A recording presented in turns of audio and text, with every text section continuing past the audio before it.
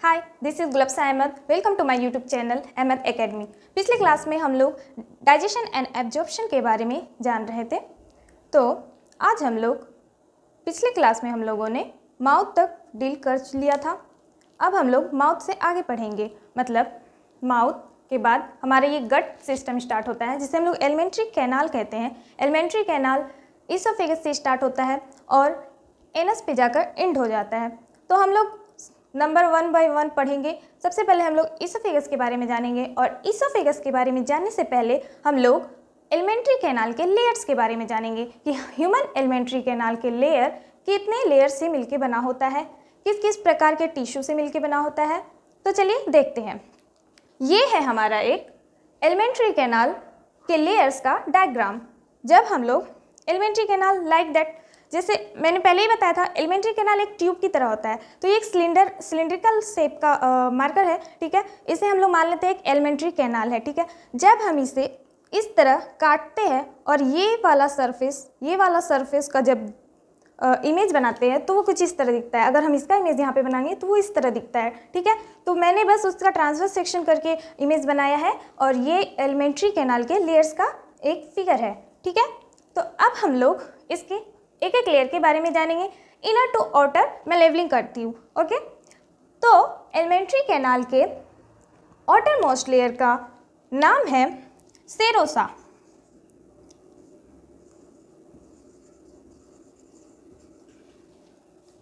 और ये बना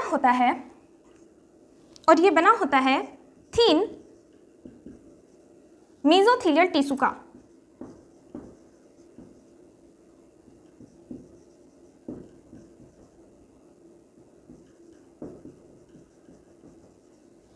okay, and second outer layer जो है हमारा, it is called muscularis.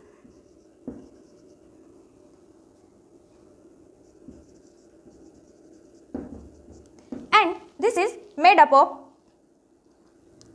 Smooth tissues.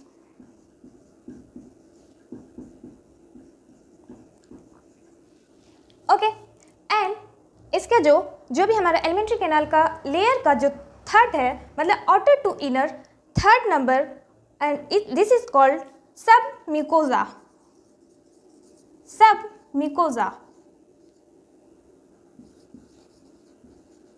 And ये जो सब म्यूकोजा लेयर है, ये बना होता है loose connective tissue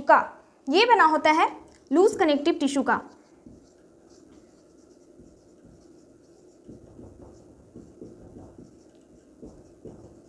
okay, and सबसे इनर लेयर जो है, फोर्थ लेयर जो है एलिमेंट्री कैनाल का, जो ये फोर्थ लेयर है, सबसे इनर लेयर, जिसमें बहुत सारे फोल्डिंग्स पाए जाते हैं, इसका नाम भी अभी बताऊंगी, ठीक है। तो इसको कहते हैं हम लोग म्यूकोजा, ठीक है, म्यूकोजा। और ये बना होता है म्यूकोजल इपिथीलियम का। म्यूकोजल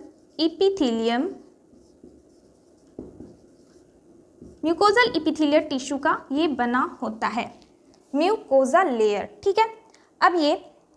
अब हमारा जो ये सब म्यूकोजा लेयर है, ये सब म्यूकोजा लेयर जो है, इसमें प्रेजेंट होते हैं न्यूरॉन्स। ये कंटेन करता है nerves, blood vessels and lymph vessels। Okay, अब मेनली सारे ग्लैंड्स प्रेजेंट होते हैं म्यूकोजा लेयर में, बट सब म्यूकोजा लेयर में डुओडिनल ग्लैंड्स जो है, ब्रोनर्स ग्लैंड जिसका नाम है, वो प्रेजेंट होता है सब म्यूकोजा लेयर में। ये क्वेश्चन एग्जाम में बहुत बार पूछा जाता है कि ब्रोनर्स ग्लैंड एलिमेंट्री कैनाल के किस लेयर में प्रेजेंट होता है, तो उसका सही आंसर होगा सब म्यूकोजा में डुओडिनल ग्लैंड्स प्रेजेंट होते हैं।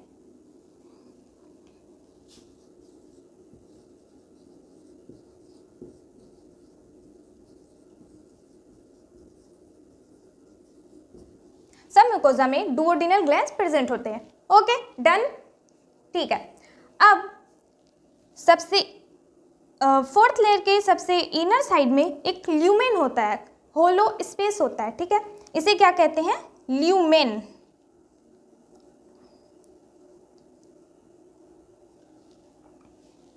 इसी ल्यूमेन में ये म्यूकोजा लेयर म्यूकस सिक्रीट करता है through goblet cell. Mucosa layer में गॉबलेट सेल्स प्रेजेंट होते हैं जो म्यूकस का सिक्रीशन करते हैं।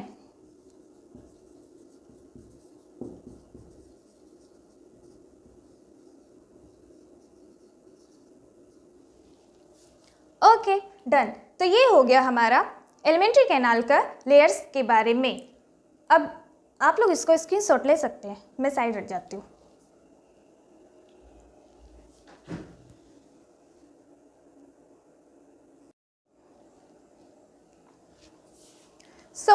हम लोगों ने एलिमेंट्री कैनाल के लेयर्स के बारे में जान लिया। ओके, अब हम लोग इसोफेगस से कंटिन्यू करेंगे और एनस तक एंड करेंगे, ठीक है। तो चलिए इसोफेगस के बारे में जानते हैं। ये हो गया हमारा बकल कैविटी। यहाँ से आई एक पतली जैसी ट्यूब जिसे हम लोग क्या कहते हैं, इसोफेगस।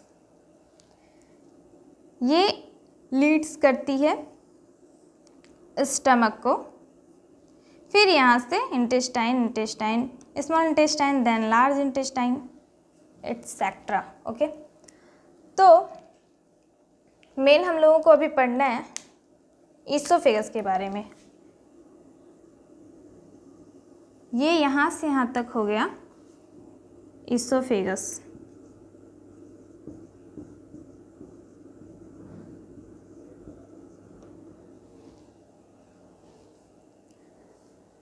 इसोफेगस थिन ट्यूब होता है। It is thin tube.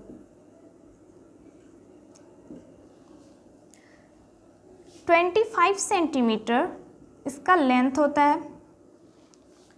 इसमें गॉबलेट सेल्स प्रेजेंट होते हैं जो म्यूकस का सिक्रीशन करते हैं। हम लोगों ने एलिमेंट्री कैनाल के फोर्थ लेयर, इनर लेयर जो फोर्थ नंबर थी, उसमें देखा कि वो म्यूकोसा की बनी होती है और म्यूकोसा में गॉबलेट सेल प्रेजेंट होते हैं जो म्यूकस का सिक्रीशन करते हैं। तो यहाँ इस इसोफेगस में म्यूकोसा लेयर होती है जिसमें गॉबलेट सेल प्रेजेंट होते हैं और वो क्या करेंगे, म्यूकस का सिक्रीशन। तो goblet cells present and it secrete mucus,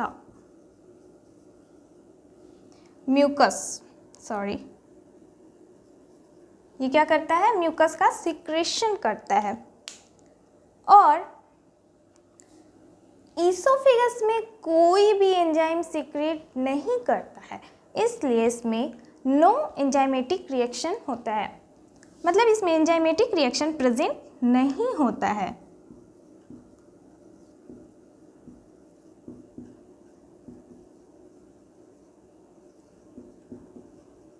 not present. Okay,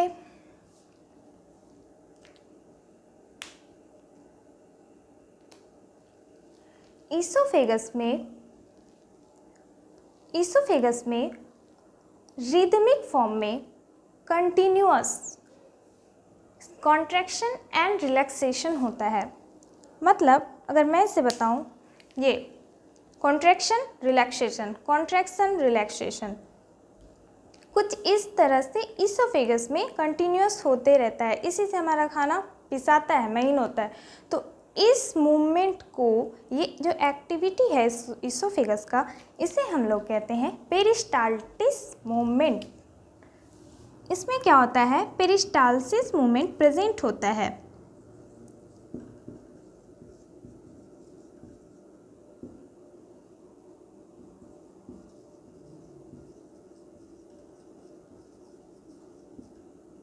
present.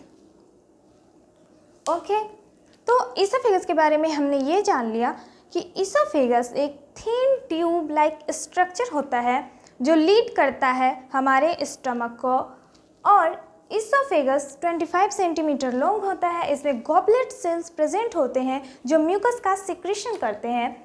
Oesophagus में कोई भी एंजाइमेटिक रिएक्शन नहीं होता है because enzymes are not present in the oesophagus. And oesophagus में एक मूवमेंट होता है जो रिदमिक फॉर्म में कॉन्ट्रैक्शन एंड रिलैक्सेशन होता है, जिसे हम लोग पेरिस्टालसिस मूवमेंट कहते हैं। ईसोफेगस एंड ट्रैकिया, एनसीईआरटी में एक लाइन है, ईसोफेगस और ट्रैकिया एक जगह पर आकर मिलती है। ईसोफेगस और ट्रैकिया एक जगह पे आकर एक कॉमन पैसेज में आकर मिलती है जिसका नाम है फेरिंग्स। इसलिए फेरिंग्स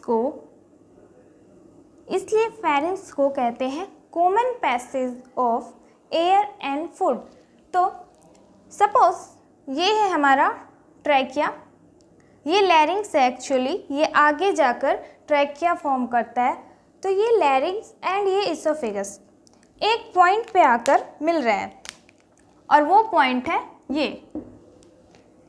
यहाँ पर आकर लैरिंग्स एंड ईसोफेगस मिल रहे हैं, तो इस सेंटर को हम लोगों ने कह दिया क्या? फेरिंग्स।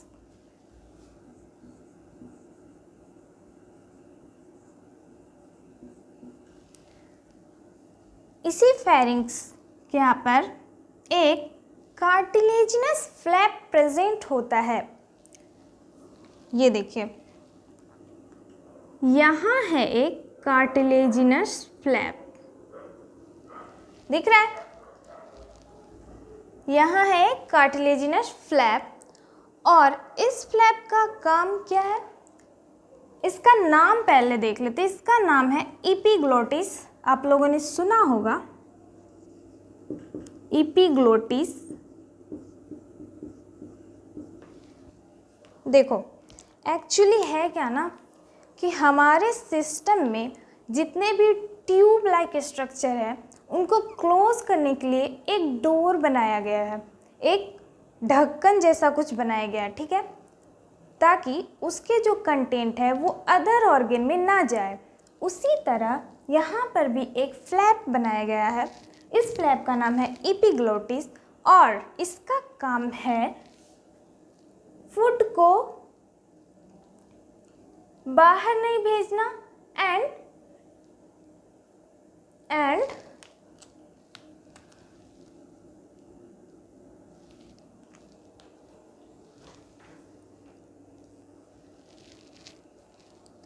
ओके, तो एपिग्लोटिस का काम है कि फूड को ऊपर की ओर नहीं भेजना। मतलब जब हम लोग खा रहे हैं और उसी वक्त हम लोग बातें कर रहे हैं, तो बातें करने से ये होता है कि एयर लैरिंग्स के थ्रू हमारे नेजल कैविटी से होते हुए बाहर पास आउट होता है। तो अगर हम बात कर रहे हैं तो ये ओपन रहता है, क्योंकि यहाँ से एयर को पास करना है, इसलिए ये ओपन रहता है। पर जब हम साथ में खाना खा रहे हैं तो उसी टाइम काम होता है इसका कि ये क्लोज कर दे, ताकि यहाँ से फूड बाहर ना जाए, बाहर नेजल कैविटी तक ना जाए, ठीक है। तो जब सेम टाइम में दोनों वर्क करते हैं, बोलना भी खाना भी, तो ये कंफ्यूज हो जाता है कि बेचारा करे तो करे क्या, सेम टाइम में दोनों काम करना है। तो ये कभी कभी ओपन रह जाता है और ईसोफेगस से होते हुए फूड हमारे नेजल कैविटी तक पहुंच जाता है और फिर हम लोगों को सरक जाते हैं। तो इसलिए मना किया जाता है कि आप खाते वक्त बातें नहीं करें। तो इस एपिग्लोटिस का काम ये हो गया कि ये प्रिवेंट करता है entry of food into glottis. Glottis में जाने के से फूड को ये रोकता है, ठीक है। तो हम लोगों ने ईसोफेगस के बारे में ये जान लिया कि ईसोफेगस का एक पार्ट है फेरिंग्स, जिसे हम लोग कहते हैं common passage of food and air. pharynx is called common passage of food and air. Then oesophagus thin tube like structure होता है जिसका लेंथ 25 सेंटीमीटर होता है। गॉबलेट सेल्स प्रेजेंट होते हैं जो म्यूकस का सिक्रेशन करते हैं। इसमें कोई भी एंजाइमेटिक रिएक्शन नहीं होता है और इसमें पेरिस्टालसिस मूवमेंट प्रेजेंट होता है। तो ये था इसोफेगस की कहानी। Okay, done.